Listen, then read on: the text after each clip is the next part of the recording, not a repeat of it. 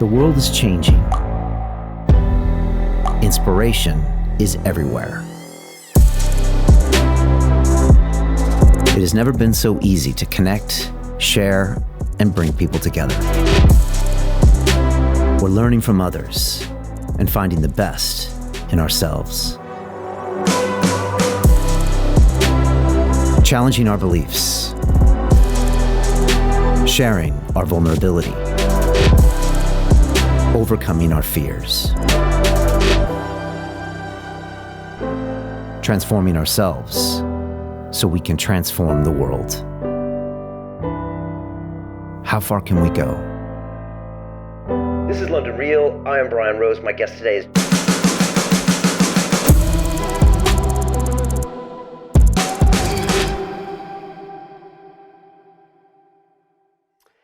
This is London Real. I am Brian Rose. My guest today is Chris Hadfield, the retired astronaut, fighter pilot, and author. Your career spanned 35 years as both a military pilot and astronaut, including 3 missions and almost 4,000 hours in space, culminating in you serving as commander of the International Space Station. During that time, you chronicled your experiences on social media, becoming a global star with your performance of David Bowie's Space Oddity, now seen over 50 million times on YouTube. In recognition of your service, you were awarded the prestigious Order of Canada, the NASA Exceptional Service Medal, and inducted into Canada's Aviation Hall of Fame. You've written a number of bestsellers, including your autobiography, An Astronaut's Guide to Life on Earth, which explores the philosophy you learned at NASA. Prepare for the worst and enjoy every moment. Your latest book, coming out later this year, The Defector, is an action thriller that follows the exploits of NASA fighter controller Kaz and draws on your many years of experience as a combat fighter pilot. Chris, welcome back to London Real. Brian, it is a delight to see your face. You're looking very well, and I really enjoyed our conversation the previous times we've spoken. So I've been looking forward to talking to you today. Yeah, me too. We had an incredible connection, and I just remember you being so present with me in that studio, and I felt it, and everyone felt it, and it's probably what you're like always. Really, in the moment, we can talk about some of that IP that maybe you learned up in space, going forward. The thing I got to ask you about right away is I think you came and saw us in like January 16, and I think it was a week or two before David Bowie passed. And I remember the day that we found out, we made a special compilation video of part of your space and part of your interview at London Real Studios talking about the connection with the song, the way you modified it, the way it all happened. And I just watched that and it was really meaningful. So maybe we just talk about that first, because it says a lot about who you are. Can you talk about that video, and maybe for people that don't understand, explain how you filmed it in space, what it meant to you, and what's been the reaction even 7 years later to that thing? Sure. I've been a musician my whole life. I bought my first guitar when I was 9 years old. I have a guitar right here in my office behind me. And up on the space station, there is a guitar, and it's put there because it's not just because I wanted to play guitar, but because a long time ago, our psychological support team, like most people on Earth know intuitively, they recognized that art is necessary for human mental health. I mean, you have to have that self-expression, and you can't just live on the dogmatic necessities of life. There has to be some beauty and some cleverness and originality and texture to what's happening. And so NASA psychiatrists bought this little guitar, and they went to the guitar shop, if you can imagine. You can imagine a little troop of NASA engineers and psychiatrists going to a guitar shop. But they put it up there. It's a little Canadian guitar made by Larry Vay, a little slightly undersized. And when I knew there was a guitar up on the space station, I thought, well, I've got to play and do some recording while I'm up there. I mean, what a rare opportunity to, if there's any spare time at all, to try and interpret what's happening. What is life like off of planet Earth? And can you turn that into some sort of artistic medium that then people can understand it a little more viscerally? And so it was my intent, in amongst all of the technical and leadership stuff going on. And I got up there and I recorded a song that my brother and I had written, because it was around Christmas time, and we'd written sort of a space carol called Jewel in the Night. my son released that onto SoundCloud, and immediately people started on the internet going, whoa, there's an astronaut who's recording good music on the space station. He ought to do Space Oddity. And so my son, texts me a note. I'm working all day. I go into my little sleep pod at night. And there's a note from my son saying, hey, Dad, do a cover of Space Oddity. And I'm like, yeah, right. Why don't I just do a cover of Beethoven's Fifth as well? It's not, you can't just cover Bowie. He was brilliant. He was generational. He was just so clear thinking and artistically talented. But my son said something prophetic. He said, Dad, do it or you'll regret it forever. And I was like, well, shoot. Okay. So I got him to send me a copy of Bowie singing it. And all I did was a little karaoke version. I floated the microphone in front of me. I was listening to David in my headset. And then I just set up, GarageBand on my iPad and just plumbed it through. And I was just sort of humoring my son. But when I listened to just my audio track of singing Space Oddity, I was kind of surprised. I was very surprised. It somehow felt right. It felt like it matched the circumstances. It matched the place that I was. And I don't know how Bowie knew that was going to work. He was only 19 or 20 when he wrote that song. He wrote it just before we walked on the moon. But it just sounded so right. I thought, oh, cool. Okay, I'm going to put a little guitar into that. So the beauty of GarageBand, I could do multi-track. I put guitar underneath. And then I was going, wow, that sounds really lovely together. A friend of mine used to be in Bowie's band. She was a singer in his band, a lady named M. Greiner. I sent a note to M saying, hey, M, crazy project, but I'm doing a version of Bowie's Oddity up here. What do you think? I sent her my audio track, and she's like, well, geez, the astronaut dies in Space Oddity. You may not want. And so we changed the words, my son and I. But when she heard the vocals, she was like, wow, that's way better than I thought. And so she said, can I put a little piano intro? And then once she had that, she said, I got a friend who's a multi-instrumentalist, Joe Corcoran. He put all those great instrumentals underneath. And then I had my new lyrics. And so I did another vocal track on top because I loved their instrumentals. And suddenly we had what we thought was kind of a really lovely version of Oddity. Then my son, Evan, weighed in again and said, Dad, you need to make a video. You're in space. No one's going to believe you if you don't make a video of it. So I'm like, hey, I'm kind of busy up here. I'm commanding a spaceship and we got 200 experiments. But he said, just do it. And so one Saturday I stole an hour and I would play that track and sing along with myself and just film myself in a bunch of places I thought, might be interesting. I floated a guitar down the Japanese laboratory module and just made a bunch of clips and fired all that video to my son and said, if you can turn it into something, great. And he and a buddy of his edited it.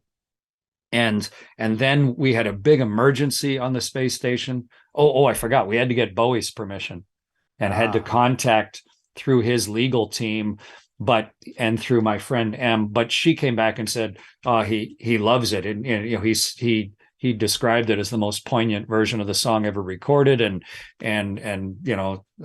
So he was tickled with the whole thing. And so my son edited into that video, and just with the timing, we didn't get it released until the day before I came home after 6 months. And it was so funny because I was super busy. We'd had a big emergency on the space station, had to do an emergency spacewalk. I just hadn't been paying any attention to what my son was doing. But I knew he'd released it. And I landed, we came flaming down through the atmosphere, rolled to a stop in the steppes of Kazakhstan, and the team's there to rescue. They open up the hatch, and this guy leans in and he sees me. His name's Sasha, and he goes, Chris, привет, мальчик, как вы живете? Hey, Chris, я видел твой клип, очень прекрасно. Which is like, hey, Chris, hey, how you doing, guy? Hey, I saw that video you made. Man, it's outstanding. And I'm thinking, holy crap, we just got released it, 12 hours ago. I am now in the middle of nowhere, Kazakhstan, and the guy has already seen that video and loved it, thinking, wow, a lot of people must have seen it. And you mentioned it'd be seen 50 million times. That's just at my son's website. All the other places it's hosted, it's hundreds and hundreds of millions of versions. And so it's a great project. But The coolest thing, Brian, was that Bowie was almost at the end of his life. As you say, he died shortly after you and I did that last chat together. And I was in this unique position to honor him. A song that he'd written back when he was 19, 20, as a teenager. And he'd always wanted to fly in space, all the Mars themes and Starman themes. Even his last album had space themes. And so he got to see his creation performed in a place that he always wanted to go in kind of a new and updated version. And I put a big smile on Bowie's face, in the last couple of years of that long and productive life, which to me was just the best part of the whole project. That's so epic. And so I can't believe that you did all that while you were still in space over that period of time. And you're beaming it back on low bandwidth, but it's still getting there back to Earth. What you do is you work 16-hour days, but we sort of have a union, the astronauts union, where we've said we've got to get a certain amount of protected time, go to the bathroom, eat, but also for sleep. And what I decided was I don't want to come back from 6 months in space thinking, well, I didn't get much done, but boy, I'm well rested. I just didn't think that was the way to go. I thought every night that I have a little bit of extra energy, I'm going to steal some of my designated sleep time to do the cool and personal stuff, to write and to write music. I wrote and recorded an album. And so late at night, when everybody was supposed to be asleep, with the door closed on my little sleep pod, I would have that small guitar in there, and you couldn't even put it horizontal because there wasn't enough room. And I would write and record music. And so I just had to squeeze it all in. But when we did come back and rolled to a stop, I felt like it was everything I could have wrung out of myself and wrung out of the experience. I'd done the whole thing. I just don't know how I could have executed it any more completely than I did. And to me, it's a little bit how I conduct life, but definitely when you're doing something that is rare and unique and something that you've worked towards a lot of your life, you try and fill every unforgiving minute with 60 seconds worth of distance run, because then the rest of your life, that can be one of those things you look back on. And and a lot of people would say, oh, well, what are you doing making music videos? You should have been working. We set records for the amount of science done per hour, per day, per week on the space station. No previous crew had been as productive as we were. And 4 days before we came home, when we had this major ammonia leak emergency, we still had the capacity to surge and work super long hours and to be able to do an emergency walk outside and save this whole space station. So yeah, to me, it was a balance, but I worked hard to balance it right. And to have, amongst all the other things, to have that version of Space Oddity is just a treasure for me personally, but for a lot of people, the way that they see space flight as a result. It's so unique. And I think in the past we've sent these things into outer space, like, records and all these things that show human existence. But I think your video has got to be right up there in one of the things we would love for forms of life to see, because they would see that and be like, wow, those humans are really taking things to the next level.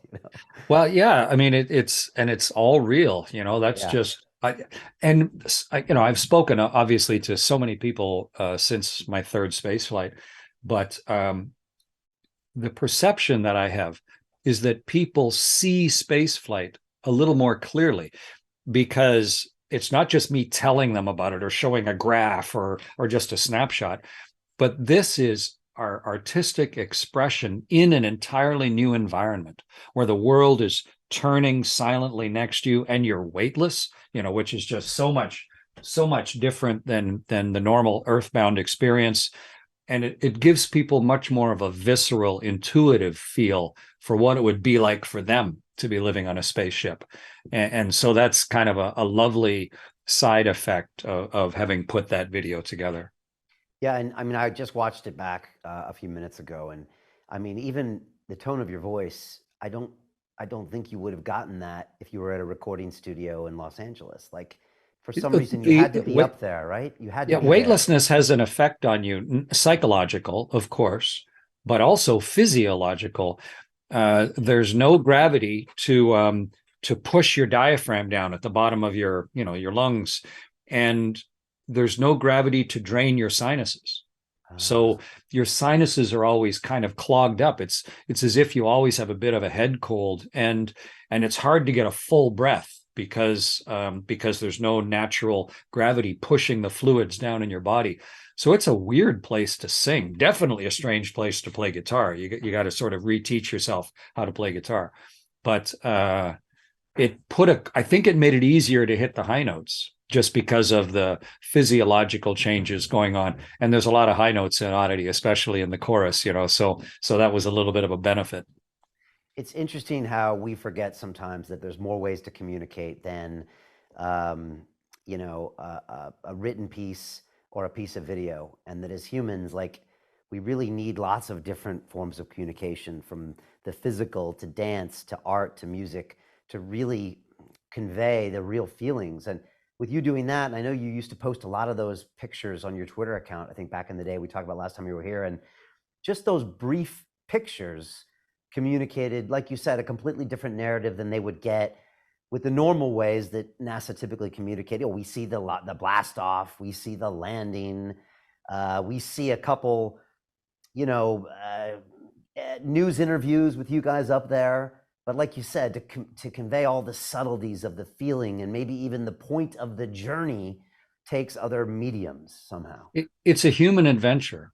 And it's easy to lose sight of that. Rockets are just an amazing mechanical manifestation of human imagination. But they're kind of thrilling. It's like going to a fireworks show, But we're not exploring for robots. We're not exploring for machines. We are exploring for ourselves to better understand the rest of the universe. How does the Earth fit in? How does the sun affect our world? How does the moon affect our world? What is the history of all this? How did Earth get to where it is? Why is Mars, which had a very similar beginning, why is Mars so radically different than the Earth now? What is the future of our planet? All of that is human centric. It's for us to better understand what's going on, and then all of the human stories that go into the effort of exploration itself. To me, that's the really interesting part. It's the humanity of it that is endlessly fascinating and the most complicated part. And so trying to share not just the fact of how we fly in space, but sort of the ethos of it and the impact of it and how it affects different people in different ways. That is the true story. And as we're now not just living internationally on the station for the last 22 years, but right on the cusp now of starting walking on the moon again, but with the intent of having ever longer and longer human presence starting to settle on the surface of the moon. That's where we are in history. And what does this mean for the grand human adventure? And how can we make it sustainable in the long term? And how can we make it beneficial to ourselves and everything else on Earth? That's the great adventure going on. And I work hard all the time, whether I'm in space or back here on the surface, to try and share the ideas of that. And that's what I wanted to ask you, Chris. I mean, how has the space narrative or our relationship with space and beyond changed since you were up there? I mean, it's been, 20, 25 years, and a lot of things have changed. We've got the Webb telescope up there, which is completely next level. You've got us, I think, landing on the moon in the next couple of years. You've got Musk constantly talking about Mars, to where it's really it's in the zeitgeist, it's in people's minds. How has the relationship we have with space changed since you were up there? Imagine what it was like in Europe 600 years ago when you stood on the shores of the Atlantic. I mean, for gosh, I don't know, 30,000 years, people have been living in Europe. And when you look to the west, and when you walk down to the water's edge, you look and there's the ocean and there's the sky, and it's just huge room to imagine, but with very little information. And the reason we didn't have anything beyond imagination was we hadn't invented good enough boats yet. We didn't know how to sail and navigate beyond sight of land.